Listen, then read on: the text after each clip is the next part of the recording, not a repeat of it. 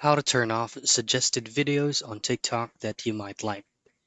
Now in this video, I'm going to be showing you how you can turn off suggested videos on TikTok. It's very easy. But of course, first is open up your TikTok application and ensure that you're logged in into the account. Now once you're logged in, you just head over into your profile at the lower right portion of your screen. Now at the top right portion of your screen, you should be able to see three lines. Tap on that and then access settings and privacy.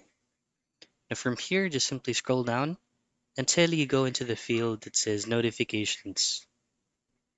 Now from here, scroll down once again and then go into the field that's going to be personalized post suggestions. So here you should be able to see three options. For you to be able to turn off suggested videos that you might like, just simply turn off posts you might like. This actually includes videos, any kinds of post that you will be seeing on your TikTok notification. Turn it off and then you're done.